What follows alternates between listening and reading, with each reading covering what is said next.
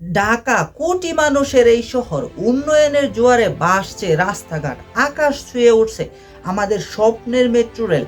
কিন্তু এই জাঁকজমকপূর্ণ কনক্রিটের নিচে কি আমাদের মানবিকতা চাপা পড়ে আছে? কেন কোটি টাকার লিফট থাকতেও একজন পঙ্গু মানুষকে সিঁড়িতে লড়াই করতে হয়? কেন আধুনিক স্মার্টফোন হাতে থাকা মানুষটিও অনায়াসেই রাস্তায় থুতু ফেলে? আমাদের সিভিক সেন্স, নাগরিক কাণ্ডজ্ঞান কি তবে এক মৃতপ্রায় গুণ? আধুনিকতা মানে কি শুধু দামি পোশাক আর হাতে থাকা লেটেস্ট টেকনোলজি? সমাজ বিজ্ঞানে একে বলে সিভিক চেঞ্জ। সহজ কথায়, আপনার এমন কোনো কাজ যা সমাজের অন্য কারো ক্ষতি বা বিরক্তির কারণ হবে না। চিত্রটা একদম উল্টো। মেট্রো রেলের সেই ভাইরাল ভিডিওটা কি মনে আছে? যদিও ওখানে বলা আছে যারা বিশেষ করে অনুপযোগী, যারা সিঁড়ি বেয়ে উপরে উঠতে পারে না, ইভেন তো অনেক সময় অনেক হাড়ের রোগীও থাকে, তারাও কিন্তু সিঁড়ি বেয়ে উঠতে পারে না, তাদের জন্য ঠিক আছে, কিন্তু আমরা এভাবে জেনারেল ভাবে যে ইউজ করতেছি এটা আমাদের আসলে ঠিক হচ্ছে না। যেখানে স্পেশাল লিফটে একদল সুস্থ মানুষের ভিড়। এটা শুধু একটা লিফটের গল্প নয়, এটা আমাদের মানসিক পঙ্গুত্বের এক জীবন্ত দলিল। একটু পিছনের দিকে তাকানো যাক।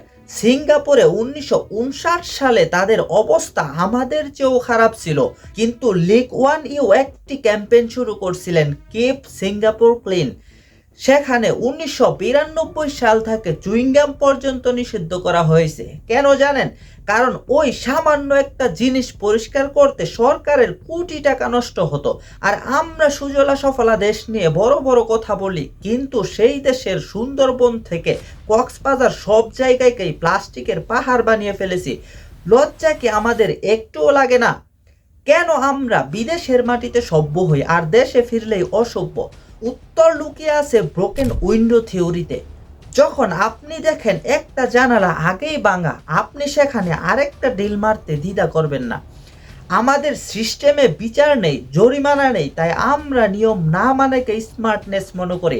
আমাদের মায়েরা আমাদের নিজের ঘর পরিষ্কার শেখালেও বাইরের জগৎটাকে নিজের ভাবতে শেখাননি। এখান থেকে আমাদের পরাজয় শুরু। আফ্রিকার দেশ রুয়ান্ডা নাম শুনলেই আমাদের চোখে ভাসে গৃহযুদ্ধের বীভৎসতা, কিন্তু সেই দেশ আজ সিঙ্গাপুর অফ আফ্রিকা। তাদের উমুগান্ডা প্রথা অনুযায়ী প্রতি মাসে শেষ শনিবার দেশটির রাষ্ট্রপতি থেকে শুরু করে সাধারণ নাগরিক সবাইকে রাস্তায় নামতে হয় পরিষ্কার অভিযানে। অংশ না নিলে গুনতে হয় জরিমানা। তারা বুঝেছে দেশটা নিজের হাতে পরিষ্কার না করলে তারা প্রতি মায়া জন্মাবে না। আমরা কি রুয়ান্ডার চেয়ে পিছিয়ে? সমস্যাটা শুধু সরকারের নয়, সমস্যাটা ঠিক আপনার এবং আমার। আমরা কি একটা অপরিচ্ছন্ন এবং নীতিহীন জাতি হিসেবে ইতিহাসের পাতায় থাকতে চাই? পরিবর্তনটা শুরু হোক আপনার ড্রয়িং রুম থেকে। একটা চকলেটের খোসা পকেটে রাখুন, মেট্রো রেলের লাইনে দাঁড়াতে শিখুন, আর যেখানে সেখানে থুতু ফেলা বন্ধ করুন।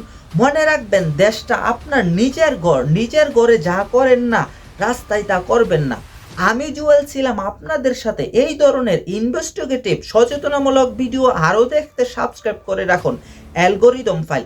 পরবর্তী ভিডিও দেখার আমন্ত্রণ রইল। সে পর্যন্ত সবাই ভালো থাকুন, সুস্থ থাকুন। আল্লাহ হাফেজ।